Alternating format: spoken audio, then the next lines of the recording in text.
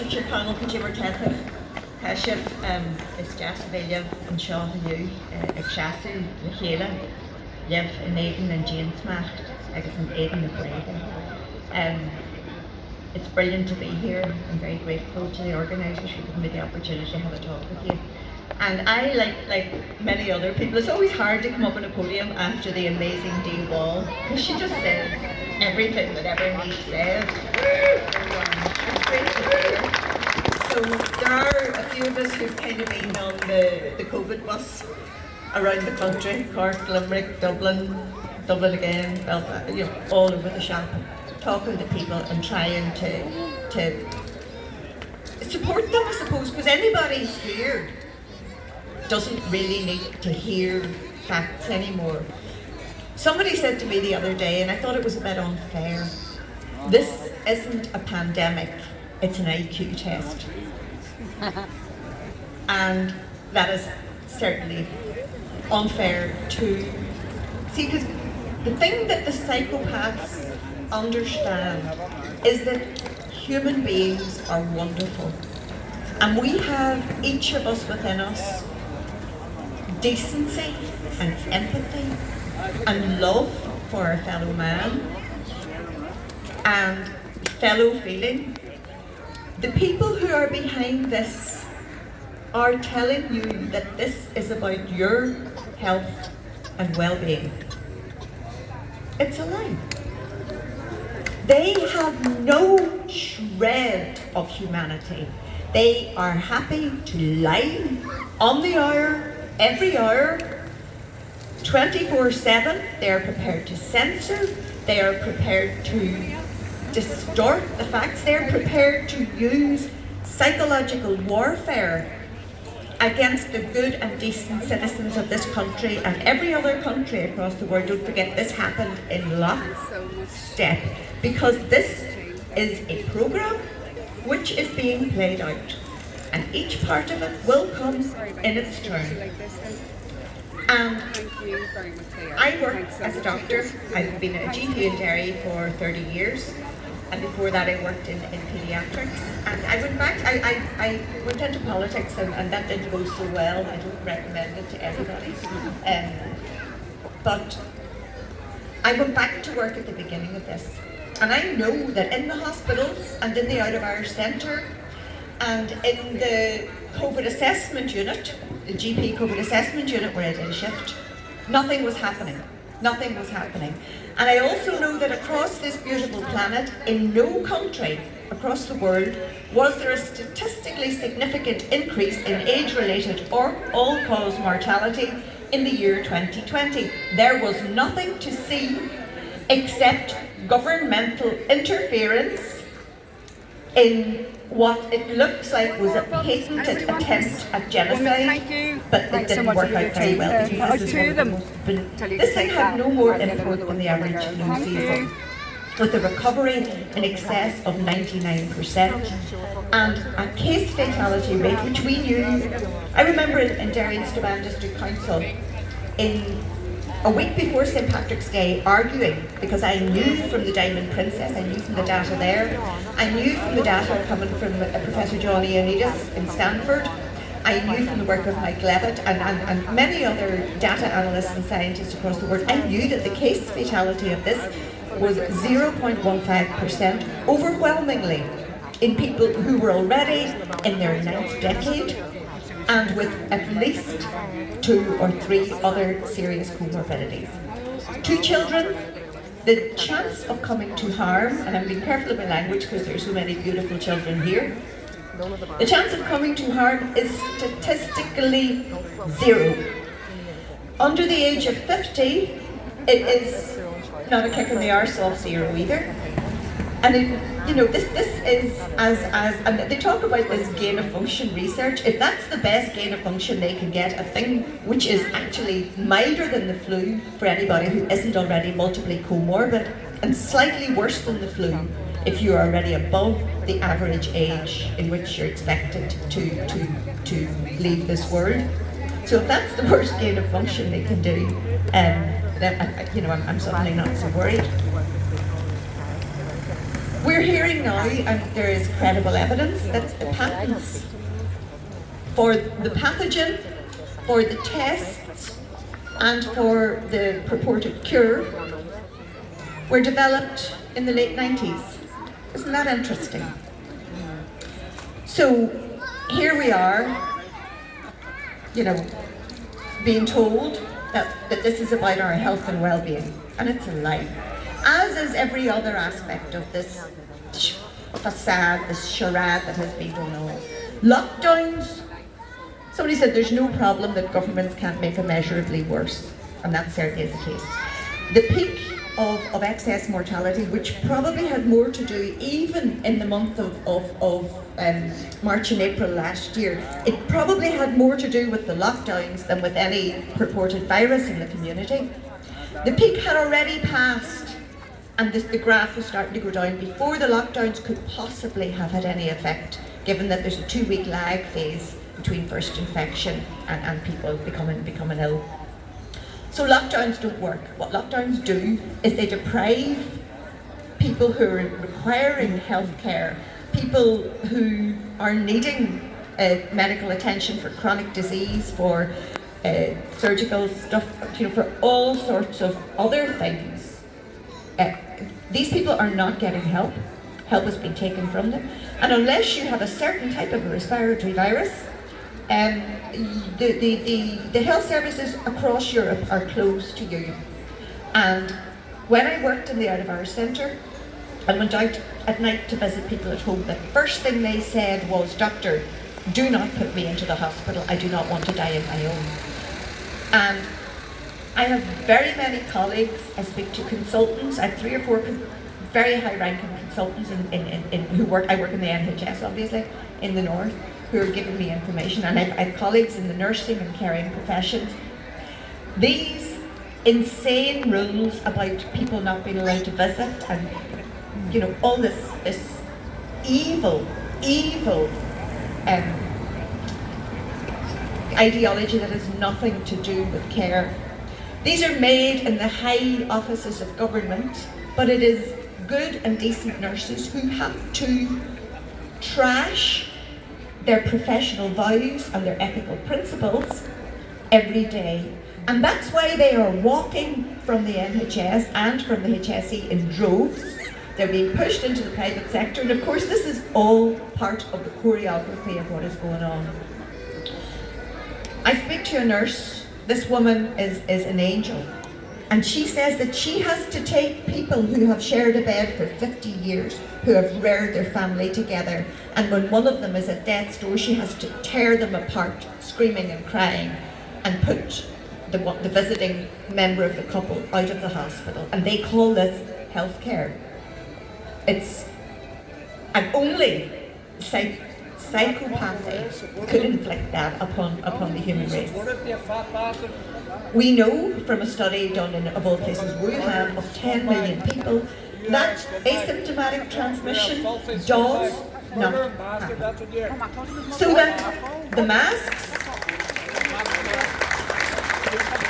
and that is a study. I mention it because there happen to be 10 million participants. The Chinese don't do things by half. There's another 40 studies showing that masks do not happen, and not only that, but for children and young people, masks cause a condition called hypercapnia, which is carbon dioxide retention, which acidifies your blood, and the consequences of that have to be harmful, and the long-term consequences are unknown.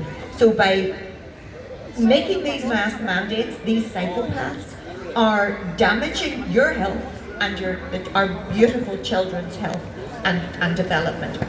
The psychological effects of looking at people masked up on toddlers and children, it doesn't bear thinking about. And I know when I'm at work, I sometimes have to deal with toddlers, and then very many of them have been locked up with their parents for so long that the only unmasked face they have ever seen is their mother and father. And these are children, 2 and 3 years of age. And when I take off my mask and smile at them, they're shocked. And it puts a pain in my heart to look at their innocent wee faces and see how much they're being forced to lose for nothing. This government and this government scientific advisors and the globalists and the pharmaceutical companies and the directors of healthcare know that these masks do nothing.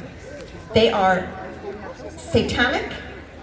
They are designed to demoralise us. They are designed to remind us every step we walk in the street that there is something to be afraid of. And I started off talking about the IQ test. And as I say, people, even who they know there's something wrong, but the terror that is constantly inflicted upon them, it does something to your soul. And I can see it, among intelligent and good people. And we're at the stage now where people are beaten down, I think.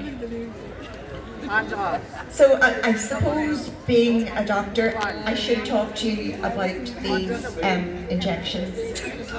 And there's three things you need to know. Do they work? Are they necessary? And are they safe? There are three reasonable questions to ask about any pharmacological intervention that I as a doctor would ask a human being. So do they work? No.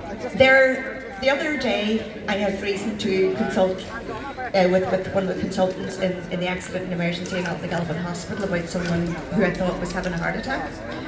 And he said there are 90 people in A&E. Now, this time last year, A&E was empty. Now the hospitals are packed. My respiratory consultant friend, who works in a very prestigious teaching hospital in Belfast, tells me that at half the respiratory wards are busy and not full, because they spent billions on PCR tests and billions on immunisations, but not one red cent went into increasing capacity in the health service, and not one red cent went to improving the pay and conditions and the morale of the people who work there. Shame on them.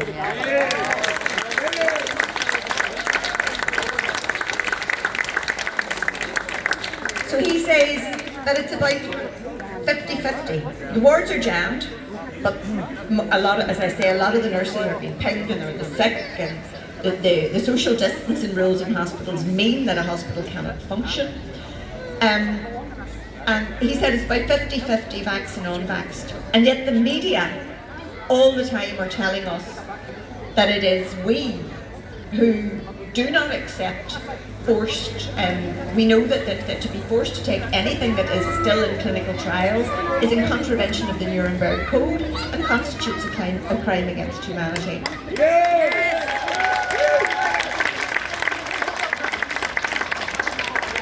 So the people who are in hospital who have not had this are sick. So what is happening? And something has changed profoundly since this time last year for both the people who have taken this and the people who haven't.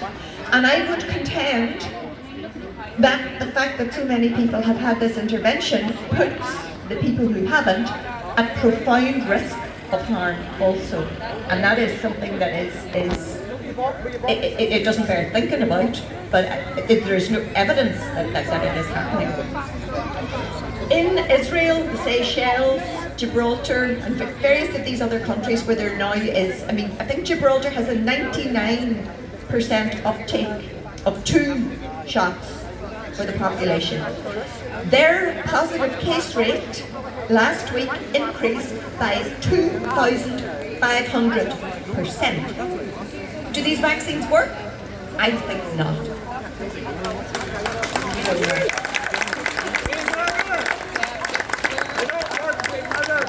Are they necessary? We've already dealt with. This is a disease which is of the import of a flu, and which is absolutely harmless to anybody in good general health and good metabolic health, and is completely harmless to our precious children. And yet these psychopaths are telling us that those precious children have to have a technology which has never ever been used in the human race before, ever, in the history of medicine. These messenger RNA injections give your body a genetic template to make the spike protein of a pathogenic virus. And it is the spike protein of the pathogenic virus which causes its pathogenicity. So, and it is actually hard to figure out. They are giving you the thing, part of the virus, a thing that you will make trillions of copies of the part of the virus which causes the harm. And there are very real harms, and these are well described. They are being denied by the people who have vested interest in the outcomes of this marketing strategy, because that is what it is. But certainly in the acute case, that is under 3 months, the risk of clots and of bleeding, because these cells, or these spike proteins, hook on to the ACE receptor in your endothelial lining. That is the lining of all your blood vessels. And they told us that we thought it would stay in the deltoid. No injection stays where you put it in the human body, because we have a completely, your body's like a sponge with blood vessels carrying stuff everywhere. And the biodistribution studies have been done, and we know that these things cross the blood-brain barrier, which is an absolute reason why no child who, their brain isn't fully mature, no child should have this nor be near anybody who has had it.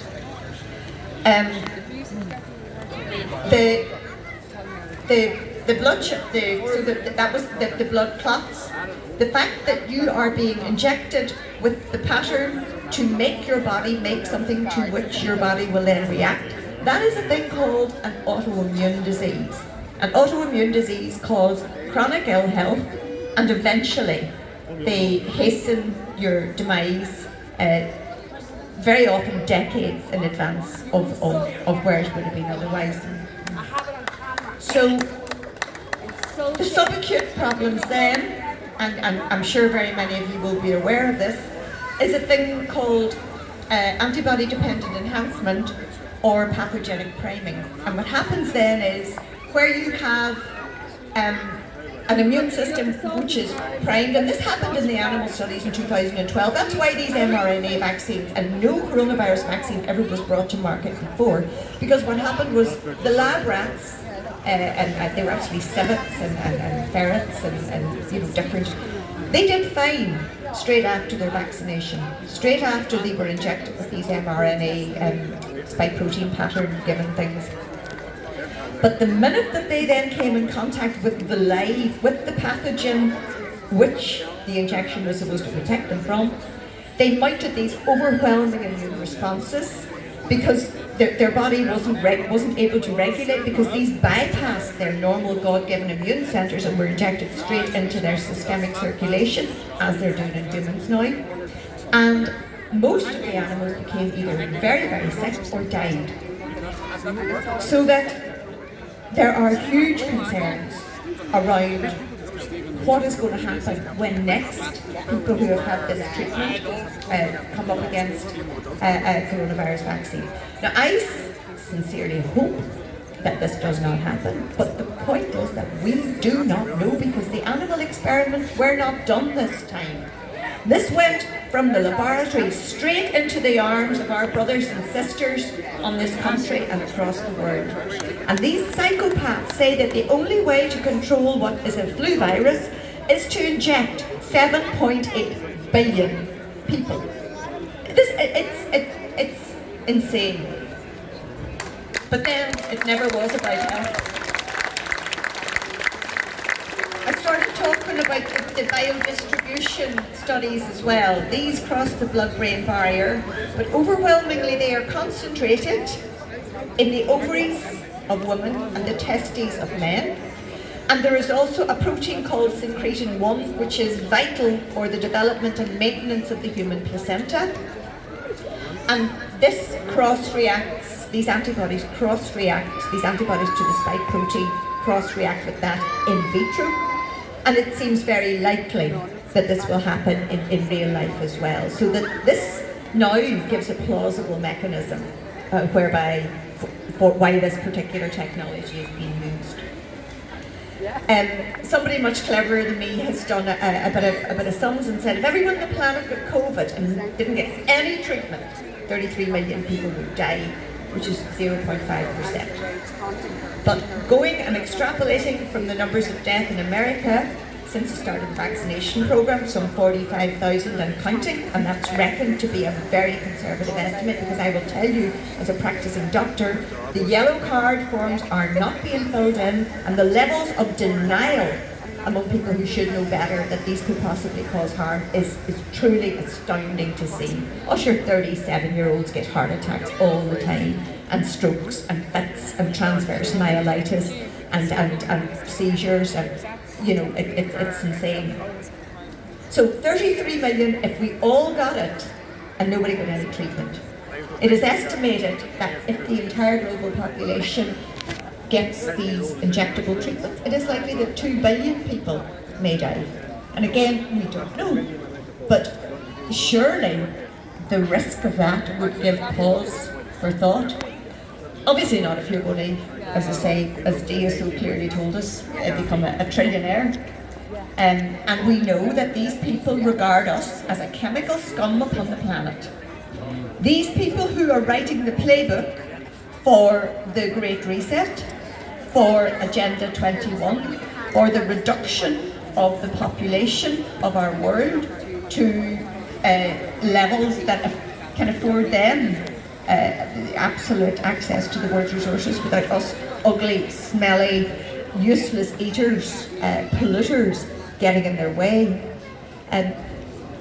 These people have written this book, they have told us what they're going to do, and now they're doing it, and we're being told we should be grateful, and so few people see it, it's quite stunning. People who object to this are being censored, vilified, they are losing paid positions, they are being called conspiracy theorists. I'm proud to have been a conspiracy theorist since the middle of March last year, and I will continue to be a conspiracy theorist until someone shows me that I'm not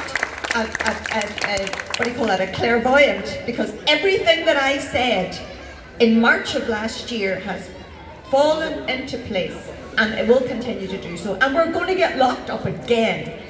And people will say, it didn't work the first time, it didn't work the second time, it didn't work the third time.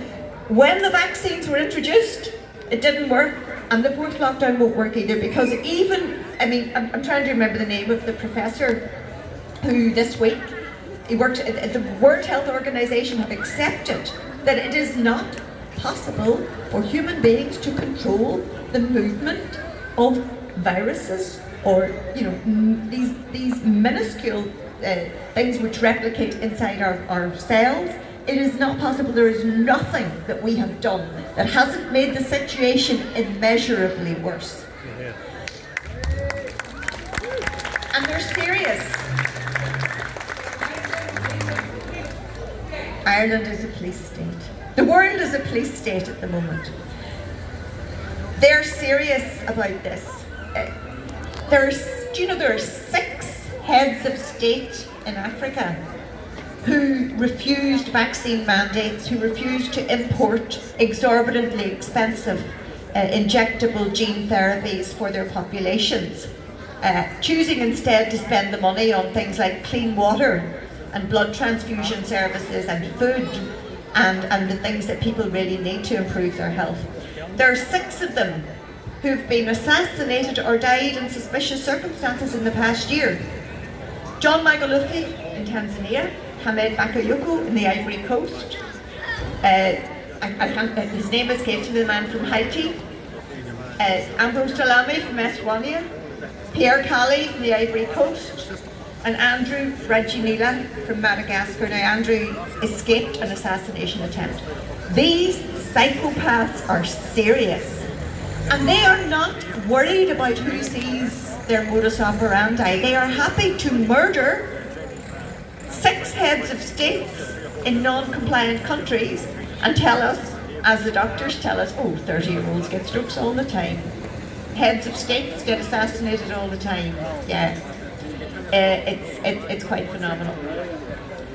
So, I was in Gweedore for my holidays 3 weeks ago now, and I talked about depopulation. I talked about the deliberate destruction of economic systems so that they can impose their Great Reset. In Gweedore at this time of the year, I speak Irish and I go up there, and I don't know if you probably know Chai Jack's. Beautiful hotel, restaurant.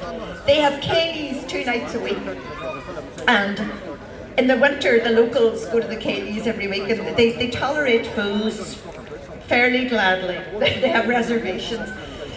And then in the summertime they open their doors and the place is jiving, and you have a hall with hundreds of people all swizzing and cailling and cahooing round, and you pass a partner from one person to another, and you exchange sweat and snot, and you do tunny horry.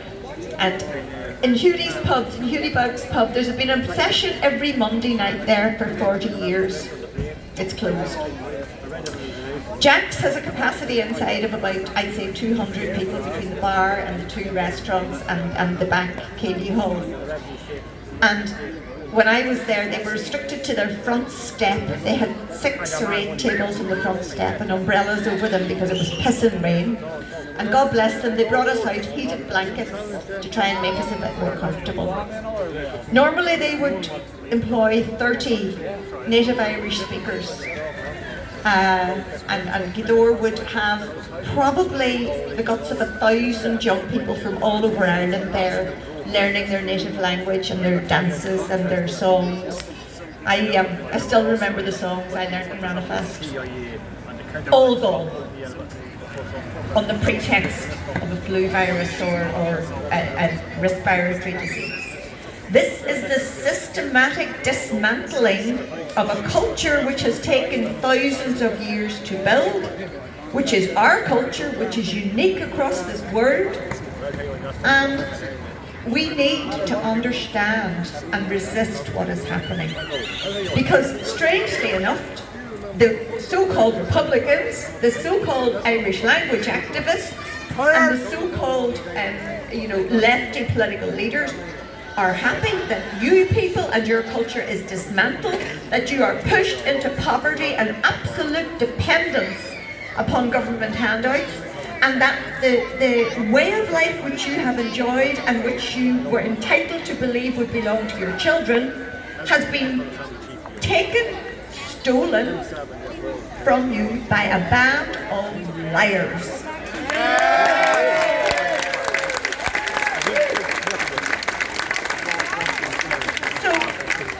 I've some bits of good news. I'm going to finish now because I realise I've been rabbiting on a bit. The media won't tell you. In France, there are 5 to 6 million people on the streets every day. You won't see this.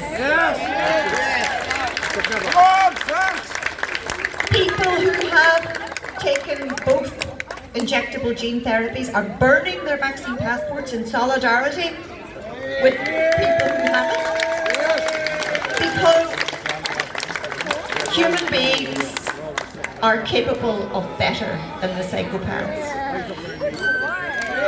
We have produced, I'm wearing a Freedom Alliance t-shirt, I don't care what group you are or who you work with. We've produced a leaflet here, and I have some with me, and I'm very happy. There's ones up around Gweedore, there's ones all over the north, there's ones in Dublin and Cork. Very happy to give people these. If you start talking to someone who has had the experimental gene therapy and start talking to them, they get quite defensive and quite angry and quite, but if you say to them, the only person standing between Satan himself and your children are you, and give them the tools, whereby they can try to understand. There is no fourth estate. The media are bought and paid for. Our universities are full funny, the British Medical Journal, one of the past editors of the British Medical Journal wrote a piece last week saying that science is over because it's all about where you get your funding. Look, O'Neill, he's not a scientist. He is an acceptor of bribes to make up lies. He won't take the jab, but because he's not completely fake. So anyway, I encourage you to do and develop your own resources. The other thing I would say to people who have children, particularly over the age of 12, going to school, you must go to your school headmistress or headmaster and ask. Don't say I don't consent, because when your child is in their school, they act in loco parentis, and your rights are very much curtailed by that. You must ask them for their enrolment form, which is the contract which you have with your school. You must take that form, you must take a ruler and a pen and cross out the bits that you don't agree with, and then you sign it and get, and maybe get your child to sign it as well. You must withdraw consent that they can take that child from the school to any other place in case of a medical emergency, or that they can administer emergency treatment, because there is no emergency, and there will not be an emergency. We need to understand the extent of the evil that is going on, and we need to preempt and equip ourselves to deal with it. The other thing that we've been doing, and Dean's talking about it, and we're doing it to the people in the HSE and in politicians, is a notice of liability. These are available, as I say, if you go to Freedom Alliance IOI, which is Freedom Alliance Island of Ireland.com, you will find resources, you will find templates which you can use to hold your politicians, to hold the people who are pushing these vaccines, to hold your doctors, to hold your health service managers responsible. You don't write it to the government, you don't write it to the Department of Health, you write it to a named man or woman acting as whatever their role is, and your contract is between you and them, and you hold them responsible for harm, loss or damage which may accrue if they persuade or cajole or mandate or unlawfully coerce you into taking any treatment, that their pensions, their property and their futures will be held to account. And that's a powerful tool, and it will work. I do believe that all over this world people are waking up, and it's never too late. Even for those who have allowed themselves or have been frightened or have been demoralised or whatever, even for them it's never too late to say no, enough is enough. We do not consent. So if you can take some leaflets, please come and make yourself known to me. And the other very last thing I want to say is, in the detached houses around Derry, people have had the common sense educated out of them, and they won't take the leaflets off us. Oh no, we don't. Well, no, we agree with all this. In the working class housing estates of Derry, I will tell you today, 100% of parents are saying, no way are they getting at our children. So let's leave it like that. So, Grimina Mayaga, Chief Mayor Balsha.